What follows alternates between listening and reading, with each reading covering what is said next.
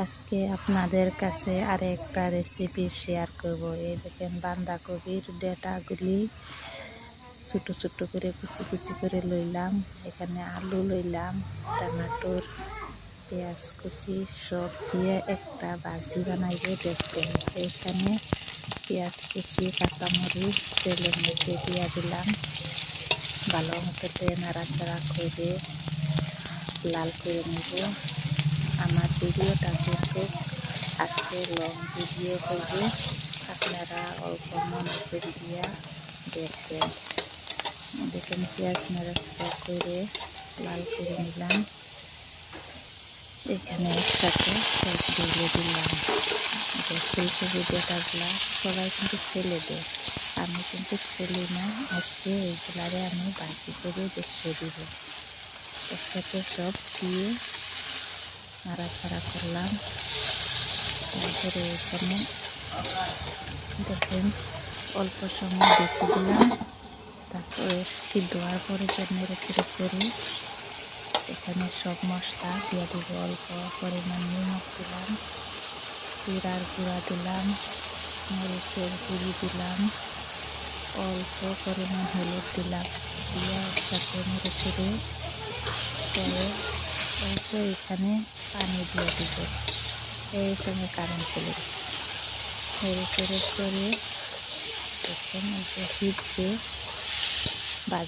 অল্প ভাজি হয়েছে। এখন এখানে অল্প পরিমাণ পানি দিয়ে, পানি না দিলে কিন্তু আবার ভিজবে না।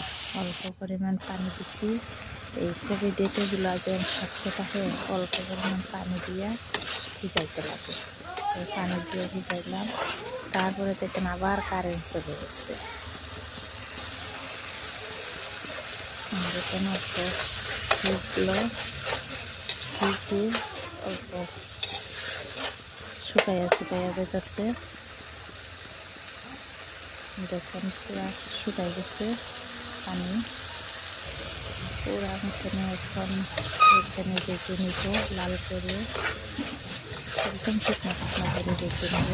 এই ভাজিটার সাথে ডাইল দিয়া যেদিন খান অনেক স্বাদ লাগবে।